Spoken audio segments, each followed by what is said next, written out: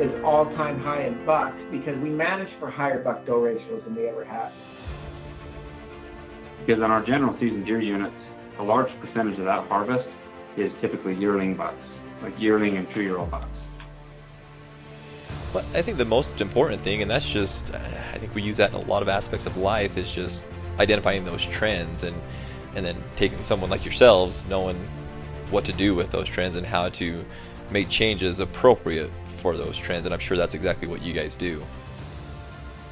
All signs right now, and we have to look at the data and the body fat, but all signs point to statewide that we are set up to grow deer.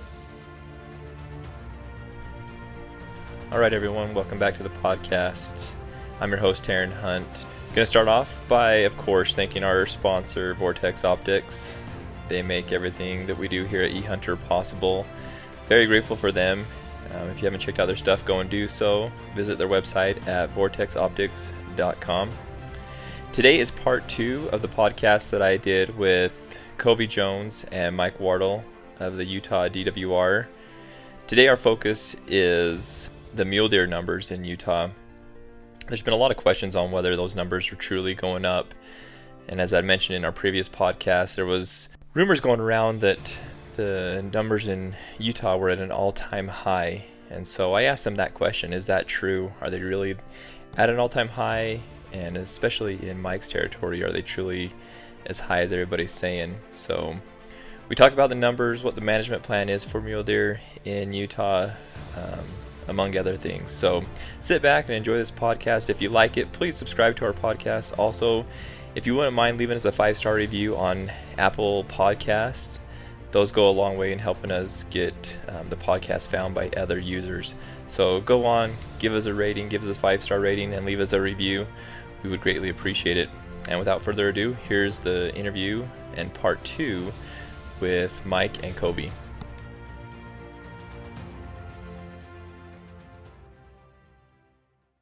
Let's go ahead and shift gears a little bit now. And I'd really like to talk about the number of mule deer in Utah. And Mike, you were able to talk a little bit to that. But the reason I want to bring it up is we had posted an article, I believe it was back in October, that talked about the mule deer numbers at an all-time high. And it took a lot of us by surprise. We shared it on social media, and I think a lot of the hunters around Utah and that come into Utah to hunt didn't feel that was as accurate as it was published in the article. And so I wanted to go to the horse's mouth with you two and talk about that. And are the number of mule deer actually at an all-time high in Utah? I guess that'll be my first question. Covey loves that article, by the way. Yeah, I think some of that was taken. I think what was wanted to be taken from that article was taken from that article and published. If you look back over the last 3 years, and I mean our modeled population from 16, 17, and 18, we're at a recent high. And when I say, there's 2 things that I said in there, and one of it is all-time high in bucks because we managed for higher buck-doe ratios than we ever had. Mm-hmm. So there was a time in history where we had more deer. We had a lot more deer. But we managed for a postseason classification. During the glory days of mule deer in Utah, we would come in at 8 bucks per 100 does postseason statewide. And postseason statewide for the last several years, across the state, we've been coming in at 20. So a lot of bucks on the landscape.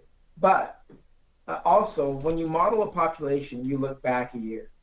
And so in the article, I said, these last, I can't remember the exact word I used, but it was these last couple of years, we really had a lot of deer. And we knew that 2019, the winter of 2019, we came in off a very, very harsh drought in 2018. We saw body condition scores. We saw total ingested body fat of mule deer really drop. We knew that it was going to be a rough winter and a rough year. I don't know if we anticipated how rough it was actually going to be. But we had a lot of overwinter mortality, and even throughout the summer. We lost a lot of deer in 2019 on majority of units across the state. And when we do that, when we model these things, when we look at these things, when I give a number, it's always looking back at that last year, right? Mm-hmm. So, and that's one of the things that I think as biologists we don't do a great job at explaining. So looking back, we've had 3 pretty good highs. 2016, 17, and 18 were pretty good years for mule deer. 2019, a lot of populations really fell off. We knew it. I don't know if we knew until we really dug into the data in December and finalized that survival year, because that's when we finalize it. It was pretty catastrophic in some areas. Did you see that in your territory? Oh, sorry. Go ahead, Mike. Oh, I was just going to say, I think it really manifested itself, especially on our general season units, because on our general season deer units, a large percentage of that harvest is typically yearling bucks, like yearling and 2-year-old bucks. And when you're losing the fawn crop, when you're losing that fawn crop the year before, those yearling bucks are missing. And so a large percentage of what is typically harvested was not there this year. And I think that's why a lot of people really noticed the difference, because they just weren't seeing the same number of deer on the landscape, because we were really missing that younger cohort. And I don't want it to sound all doom and gloom. The truth is, we're still in a better place than we were in 2009, right? Yeah. We've been in worse shape with mule deer, but also we're not out of the woods yet. It'll be interesting. This year so far has been good. We've gotten snow up high, but overall we've got a lot of bared off south slopes. Deer have places to winter. When we went out and caught deer this year, body fat was way up. And Taryn, I don't know how much you've got into. Deer are a K-regulated species, so they're density dependent. If you watch deer, it comes down to how they eat, what's available on the landscape. But if you watch deer eat, they don't just mow a plant down, right? Mm-hmm. You watch deer eat, and they're very selective. They're selective about what parts of the plant they eat and how they eat. And the reason why they're so selective is because they need the highest nutrition parts of a plant to put on that weight, put on that fat. And if they don't get it, they don't put on the fat they need to overwinter well, or to throw a healthy fawn, and it starts to affect the population. Well, as populations in mule deer grow and approach carrying capacities, there's more competition for that high nutrition, higher energy feed. And that's what makes them, they call it K-regulated, right? There are R-regulated species and K-regulated species. K-regulated species are affected by density. The more of them there are in the landscape, at some point they start to compete with each other for the feed they need to survive and produce healthy offspring. And so as you watch deer approach a carrying capacity, their fat levels really drop. Well, we had an artificial lowering of the carrying capacity in the summer of 2018. So when we saw deer come in, they were not nearly as fat as they needed to be. And then we had a severe winter, where in some portions of Utah, we had well over 200% snowpack. It just was like the 1-2 punch that set us back, man. Well, and that's going into this year of 2019, into the going into this winter that we're currently in. At least a lot of us hunters felt like the Utah had received, like you said, the winter pack, the moisture, the grass growth, the feed growth, and again, we're not biologists, so we're not really sure what feed is the feed that they're actually looking for is, but we kind of felt like that would really help improve those numbers, and so will we not see that improved numbers until next year because of what happened in 2019 with that, or do you project the numbers? I guess my question is, do you project the numbers going up as we go into 2020 and 2021, or do you feel like we'll see a slip in those numbers? All signs right now, and we have to look at the data and the body fat, but all signs point to statewide that we are set up to grow deer. Okay. We're set up to grow deer. We're set up to start to recover. One of the things that we did see when this happened, when we saw deer drop off, is that when we grew a lot of deer, we also grew a lot of predators. And that predator-prey curve, predators just follow deer up. Mm-hmm.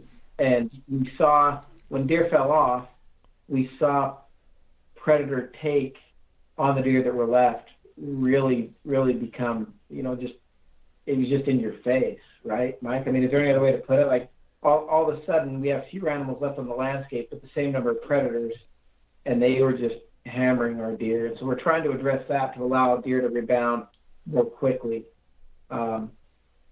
That's one of the challenges that we'll face moving forward, though, is getting that back to the right level for the number of deer that we have in the landscape now. Gotcha. We're working on it, though, and I would say, Karen, we are set up to grow. I hate saying we're gonna grow, because a lot of that depends on what happens next winter, what happens next summer. But we saw fat end of season these animals as density was released. As we had a good water year this year, we saw fat go way, way up, way up. So all in all, you mentioned 2009, and I think we had talked about 2011, kind of being, that was kind of like a low time. So since that time till now, you've seen a great improvement. I believe the number in that article was like 100,000 more mule deer. Is that about right for what we've grown since 2011? So we grew that between now and then about 2016, 17, somewhere we started to fall off 17, 18, and we ended up where we are today. And I'm not sure what the model population estimate's going to look like this year, but we definitely are falling off. Last year the model population estimate was 372, and I know that looking back on 2019, we fell off a lot. Gotcha. I think it's important to note, like, those estimates are modeled populations, like Kobe said, they're an estimate. So, if the population is increasing, the estimate is likely, it's likely underguessing what the size is. But if the population is declining, the model could potentially be overestimating at that point. The model takes the middle ground. It's smooth. Gotcha. So when your rate of growth, it'll tell you, no, there's no way that you grew that fast. And then when you fall off, it may kind of say, no, there's no way that you fell off that fast. So what models do is the exact number, and we use the same model as Colorado. It's a great model. It's developed by Gary White. It's perfect for what we do. It uses real-world data, incorporates real-world data into giving us a population estimate. But the thing that models are really good at is giving us trend. What does the trend look like? Is it going up? Is it going down? The thing models that are really bad at is you can't always hang your hat on that's the exact number of deer across the state. You can look back and say, yeah, we dipped there, we grew there. But it's, as far as an exact number, if that's what you want out of a model, you're going to be disappointed your whole life. Gotcha. Well, I think the most important thing, and that's just, I think we use that in a lot of aspects of life, is just identifying those trends and then taking someone like yourselves, knowing what to do with those trends and how to make changes appropriate for those trends. And I'm sure that's exactly what you guys do. Yeah, well, it is. And I'll tell you, I think we are learning more about deer every day. We're managing more actively and more proactively every day with new data and better technology. And the stuff that we found on the switch when populations fell off and cougars probably went from their term that biologists use is compensatory take, which is just take death that's going to happen anyways, to additive take, or which is additional mortality above that of what natural mortality would be. And we saw mountain lions on some units switch from compensatory to additive really, really quickly. And it was interesting to see that switch. And I think there are a lot of old biologists that would have said, no, that doesn't happen. And when you see it and have data to show it, it's a different game. Yeah. And Taryn, just for a little background information for listeners, like the way we get a lot of that information is through our collaring efforts. So, like as a biologist over the beaver, I just put out 35 collars this year. And if one of those collared deer dies, I typically get an email within a day or two of that deer dying with a GPS location of where the carcass is. And I can go in, find the carcass, and determine, this deer was either killed by a lion or hit by a car or killed by coyotes. It died of poor nutrition, whatever the cause is, that cause-specific mortality helps us understand as biologists what is happening to the deer on the unit. And that's where, when Kobe says, we saw more cougar kills, and we saw that cougar kill, or that cougar predation go from compensatory mortality to additive mortality, that's a lot of how we're figuring that stuff out. Gotcha. And that's done in every unit, correct? The collaring? Not every unit. No, we can't do it at every unit to get a level to where it would be statistically valid. And so we have to pick representative units and let those units help us model what could be going on in the units around it. And it's good. It's, we keep adding units because we have our survival study, and then we also have the migration initiative. So we have a lot of units with collared deer on the air. But we keep our core survival units. So like for my units, for the beaver and the pavant, the Monroe is the unit that I use for survival estimates. Oh, okay. The Monroe's had college for 10 years probably. Yeah. The Monroe's been one of the most studied mountains in the state for deer, and so I look at the survival trend on the Monroe. But now this is the first time we've had collars on the beaver. Now I can also look at the survival specifically on the beaver and use that information too. Gotcha. Okay. I've got one more question. I'll get you guys out of here on this one, and it pertains to the number of mule deer in Utah. And you kind of touched on it with the type of feed that the deer eat. And this is specific to your territory, Mike, but really to the state. Does the state have the habitat that will allow for an increase in mule deer, a significant increase in mule deer? Do you feel like there is that habitat there to allow for that? Depends on the area. I mean, in my district, we've done a lot of work on winter habitat in my district. On the pavant and the beaver especially, there's been a lot of really good work done to increase the carrying capacity of the winter range. We could do a lot more work on the summer range, and there's always still work on the winter range we could do. But I think that there's a lot of work we could do up high in the higher elevations. But having said that, I do think there's room to grow, especially now as deer have declined. Naturally, we should start to see deer populations come back because of that density dependence that Kobe talked about. As deer populations have become less dense, meaning there's less of them there, there should be more nutrition available, right? And so they should be fatter. The does should be throwing healthier fawns, which leads to increased fawn survival, which ultimately gives you more deer on the mountain. Well, I think Mike nailed this one, Taryn, though, man, because if we don't have it in Utah, we're going to build it. We've focused a lot on winter range, and winter range is really important. But what we've learned through our collaring efforts is that even on winter range limited units, the summer range and the quality of the summer range may be more important. And so we're in the process of trying to switch our focus as to where we emphasize projects for mule deer and how we do habitat. Utah does 100,000 acres of habitat restoration a year. No other state in the West can even come close to that. And the way we do it, the Division of Wildlife leads the charge. We spearheaded this with all of our federal partners, and we're very lucky to have a very active BLM, forest, state agencies that are so excited to do this. But as we spearheaded this and helped direct restoration efforts, we got a pretty big ball rolling.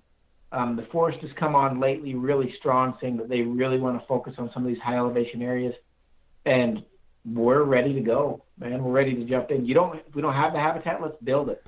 Let's get it. Let's make it. Deer are really important to us. Here's the secret, man. Like, although Mike is a crappy hunter, he's still. No, I'm just kidding.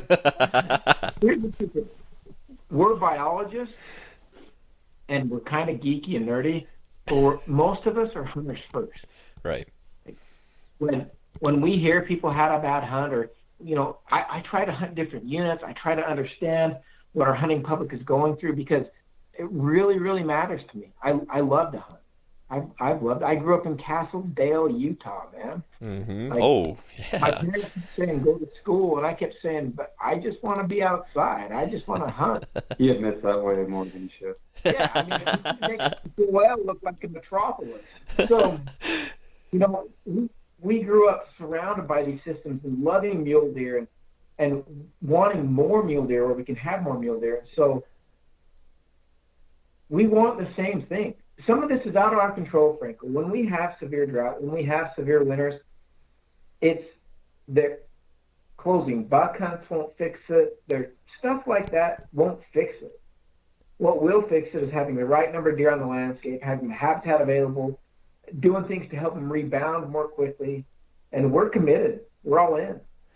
Well, and I as myself as a hunter, and I'm sure most of my listeners, or our listeners, they're all hunters, and so that's what we want to actually hear, honestly, from you guys. Is if we don't have it, let's build it, and I think that speaks volumes to us.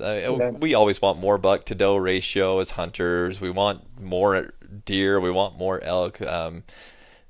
But I know there's a lot of behind the scenes stuff to that. It's not as easy as just putting a whole bunch out there. And and I can't vouch for Mike as a hunter. I can vouch for him as a fisherman, though, man. That guy can catch some big old fish. So